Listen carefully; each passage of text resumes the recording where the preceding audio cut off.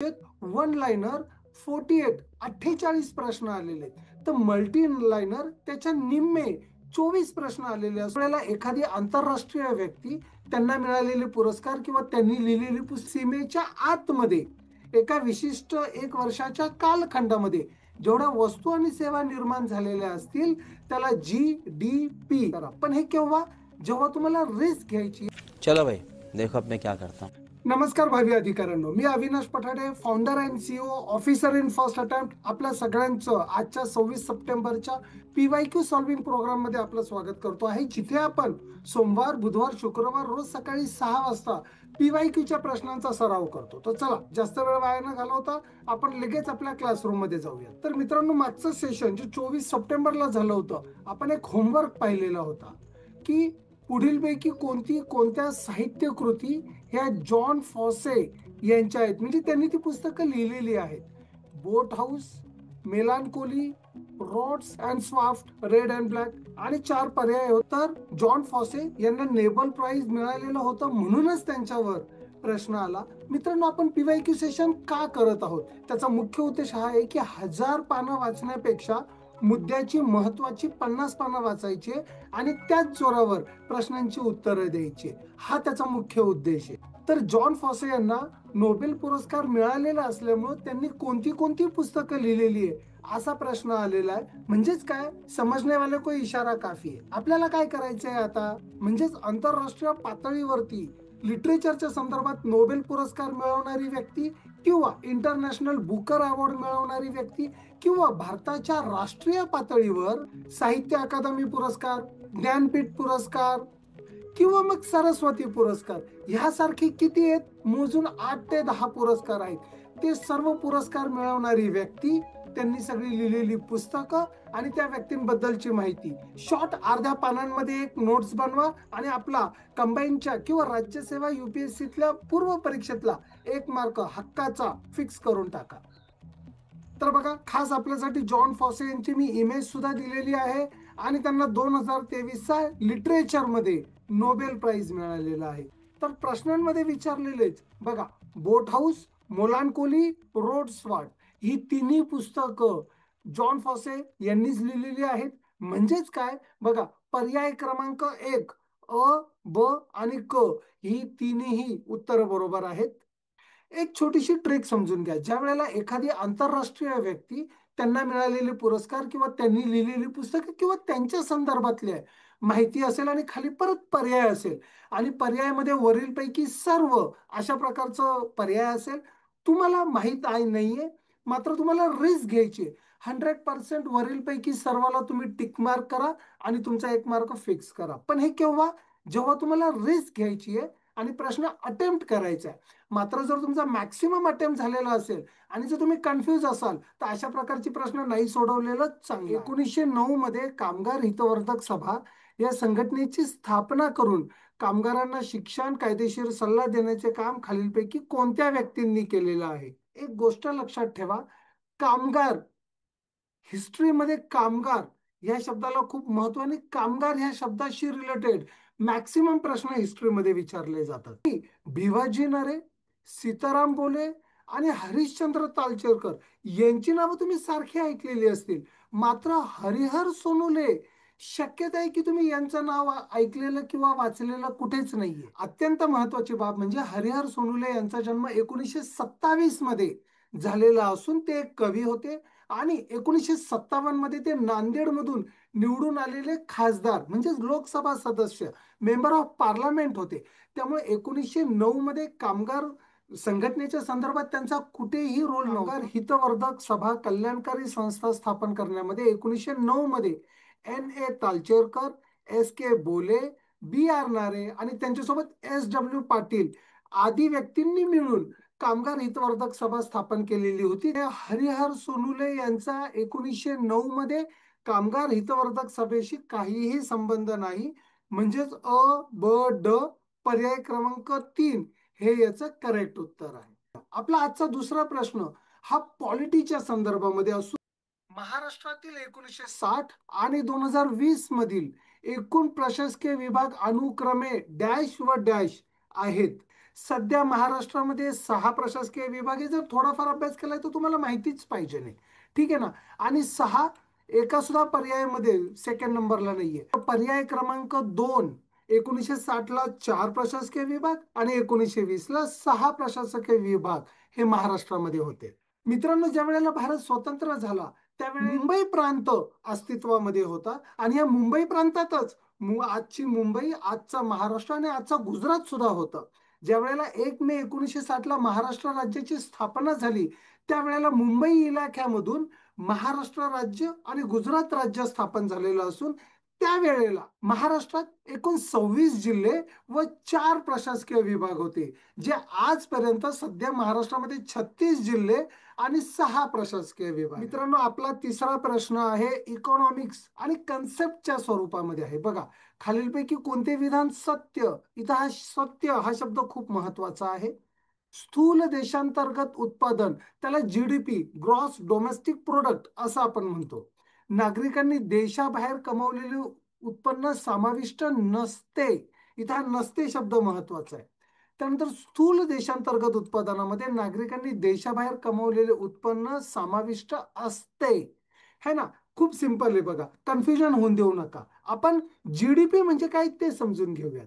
म्हणजेच काय, देशाच्या भौगोलिक सीमेमध्ये जेवढ्या वस्तू आणि सेवा निर्माण होतील त्यांचं पैशांमधलं मूल्य म्हणजे ग्रॉस डोमेस्टिक प्रोडक्ट, त्याला आपण सकल देशांतर्गत उत्पादन असं सुद्धा म्हणू शकतो. एका देशाच्या भौगोलिक सीमेच्या आतमध्ये एका विशिष्ट 1 वर्षाच्या कालखंडामध्ये जेवढ्या वस्तू आणि सेवा निर्माण झालेल्या असतील त्याला जीडीपी, स्थूल देशांतर्गत उत्पादन, ग्रॉस डोमेस्टिक प्रोडक्ट असं म्हणतात. स्थूल देशांतर्गत उत्पन्नामध्ये नागरिकांनी देशाबाहेर कमवलेले उत्पन्न समाविष्ट नसते.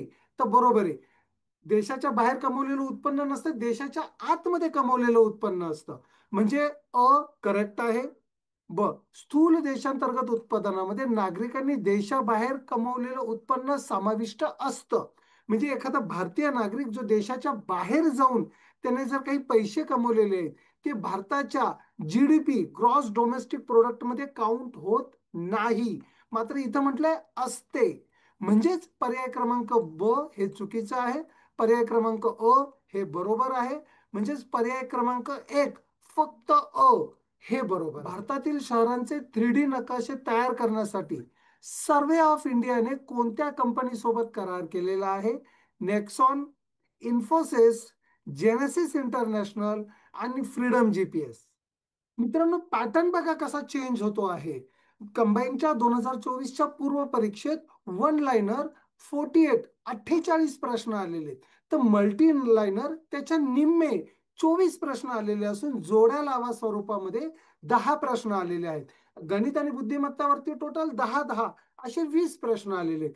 म्हणजे तब्बल 100 पैकी 48 प्रश्न हे वन लाइनर होते. म्हणजेच पॅटर्न बदलतोय, तुम्हालाही बदलावं लागेल. आणि ते बदलण्यासाठी सगळ्यात पहिल्यांदा ऑफिसर इन फर्स्ट अटेम्प्टच्या यूट्यूब चॅनलला सबस्क्राईब करा आणि तुमच्या जास्तीत जास्त मित्रांपर्यंत पोहोचवा. तुम्हाला बदलण्याची हमी मी देतो, कारण आपण टार्गेट घेतलंय पहिल्या अटेम्प्ट मध्ये. येणारा प्रत्येक अटेम्प्ट आपला पहिला अटेम्प्ट आहे असंच समजून त्याची 100% तयारी करायची आणि येणाऱ्या अटेम्प्ट मध्येच ऑफिसर बनायचं आहे. जेनेसिस इंटरनॅशनल यांनी सर्वे ऑफ इंडिया सोबत 22 नोव्हेंबर 2023 ला अग्रीमेंट केलेलं असून त्यांच्या त्या अग्रीमेंटच्याच दरावर आता इथून पुढे भारताचे जे नकाशे बनवायचे ते 3D मॅप च्या स्वरूपामध्ये बनवायचे. जेनेसिस इंटरनॅशनल पर्याय क्रमांक 3 हे याचं करेक्ट उत्तर आहे. भारतातील शहरांचे 3D नकाशे तयार करण्यासाठी सर्वे ऑफ इंडियाने जेनेसिस इंटरनॅशनल यांच्यासोबत अग्रीमेंट केलेलं आहे. सिंपल आणि वन लाइनर प्रश्न. मित्रांनो, कंबाईन 2025च्या परीक्षेतला, पूर्व परीक्षेतला सगळ्यात वादग्रस्त प्रश्न आहे हा. राज्याच्या महाधिवक्त्याची निवड करण्याचा अधिकार खालीलपैकी कोणाला आहे? आणि काही व्यक्तींनी मुख्यमंत्री आणि राज्यपाल ह्या दोघांमध्ये इतकं डिस्कशन केलं, मला समजत नाही हे व्यक्ती कोण आहेत की जे इतकं डिस्कशन करतायत. साधी सोपी सिंपल कन्सेप्ट पण त्यांना माहित नाही. कौन है ये लोग? कहां से आते हैं ये? मला सुद्धा तोच प्रश्न पडलेला आहे की कुठून आलेले इथे. बघा, सिंपल आहे. राज्याच्या महाधिवक्त्याची निवड करण्याचा खालीलपैकी कोणाला अधिकार आहे? राज्य निर्वाचन आयुक्त, स्टेट इलेक्शन कमिशनर आणि राज्य लोकसेवा आयोग, स्टेट पब्लिक सर्व्हिस कमिशन म्हणजे एमपीएससी 101% हे दोघं नाही. मित्रांनो, भारताच्या राज्यघटनेच्या कलम 165 मध्ये राज्य महाधिवक्ता स्टेट ऍडव्होकेट जनरल बाबत उल्लेख केलेला आहे. बघा, हा अधिकार मुख्यमंत्र्यांचाच आहे, पण मुख्यमंत्री सजेशन देतात राज्यपालांना आणि राज्यपाल त्यांची अपॉइंटमेंट करतात, प्लस राज्यपाल त्यांना शपथ सुद्धा देतात. म्हणजे निर्णय जरी मुख्यमंत्र्यांचा असला तरी अपॉइंटमेंट करण्याची जी जबाबदारी आहे ती राज्यपालाची आहे. इतका साधा सोपा प्रश्न मात्र काही जणांच्या लक्षात आलेला नाहीये. बंद करो, हाथ जोड़ के मैं मोदी साहब से गुजारिश करता हूँ. नाही नाही, आता माफी मागू नका आणि तो विषय सोडून द्या. विषय तो नाहीये. तुमचं कन्फ्युजन दूर झालं का ते पाहून घ्या. बघा, मुख्यमंत्री हे प्रमुख आहेत, पण ते राज्याचे प्रमुख आहेत. जे घटनात्मक प्रमुख आहेत ते राज्यपाल आहेत. कोणत्याही राज्याचा जो कारभार चालतो तो राज्यपालांच्या नावाने चालतोय. म्हणजे निर्णय जरी मुख्यमंत्री घेत असले तरी तो राज्यपालांच्या नावाने चालतो. आणि निवड करण्याचा अधिकार कोणाचा आहे, तर मुख्यमंत्री सजेशन देतील राज्यपालांना. हा पार्ट वेगळा आहे की राज्यपाल तो नाकारू शकत नाहीत, पण राज्यपाल तो निर्णय घेतील आणि राज्यपाल अपॉइंट करतील राज्याच्या महाधिवक्त्यांना. तर बघा, आज आपण आपले सगळे 5 प्रश्न पाहिलेले आहेत. चला, आपण आता 29 सप्टेंबर साठीचा होमवर्क पाहू. सध्या महाराष्ट्राचे state advocate general Shri Birendra Saraf खूप चर्चेत आहेत, कारण त्यांनी सध्या 2 आठवड्यांपूर्वी 17 सप्टेंबर 2025 मध्ये आपल्या पदाचा राजीनामा दिलेला असून 30 सप्टेंबर 2025 पर्यंतच ते आपल्या पदावर कार्यरत राहणार. आपल्याला प्रश्न विचारलेला आहे की महाराष्ट्राच्या नवीन महाधिवक्ता जे स्टेट ऍडव्होकेट जनरल आहेत त्यांची नेमणूक केली जाईल. सजेशन कोण देईल? मुख्यमंत्री. मात्र त्यांना अपॉइंट कोण करतील? राज्यपाल. हे प्रश्न सुद्धा कंबाईनच्या 2024च्या पूर्व परीक्षेत आलेला होता. बघा, सस्तन प्राण्यांची लक्षणे खालील प्रमाणे असतात. बघा, आपण विज्ञानामध्ये हा टॉपिक खूप डिटेल्ड मध्ये शिकलेलो आहोत. सस्तन प्राणी म्हणजे आपण, मी, तुम्ही, आपण सगळे सस्तन प्राणी आहोत. ठीक आहे ना. ममल्स म्हणतात, सायंटिफिक वर्ड हा ममल्स आहे. तर सस्तन प्राण्यांची लक्षणे खालीलपैकी कोणती कोणती असतात? त्यांच्या अंगावर केस असतात, हृदयाला 3 कप्पे असतात, मादीमध्ये स्तन ग्रंथी असतात आणि काही सस्तन प्राणी ही अंडी घालतात. इथं हा काही शब्द खूप महत्वाचा आहे, कन्फ्युजन करू नका. सगळ्यांनी या प्रश्नाचं उत्तर द्यायचा प्रयत्न करा. आपण आज प्रयत्न केला 5 मिनिटात 5 प्रश्नांचा. चला, आपण आता ऑफिसर इन फर्स्ट अटेम्प्टच्या लायब्ररीमध्ये जाऊ. मी स्वतः सुद्धा व्यसनांपासून 100 किलोमीटर लांब राहिलेलो आहे आणि मला एक आदर्श भारत घडवायचा. नेहमी नशेपासून दूर राहा. तुमचं शरीर ही तुमची ताकद आहे. तुमचं शरीर हाच तुमचा देव आहे. देवाची पूजा करण्यापेक्षा शरीराची पूजा करा.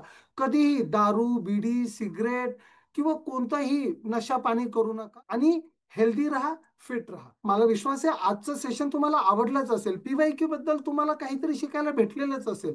जर थोडंसं जरी तुम्हाला शिकायला भेटलेलं असेल तर ह्या चॅनलला लाईक करा आणि तुमच्या जास्तीत जास्त मित्रमंडळींपर्यंत हा चॅनल पोहोचवण्याचा प्रयत्न करा. जर अजूनपर्यंत तुम्ही चॅनलला सबस्क्राईब केलेलं नसेल, बरोबर माझ्या खाली इथं सबस्क्राईबचं बटन दिलेलं आहे, चॅनलला सबस्क्राईब करा.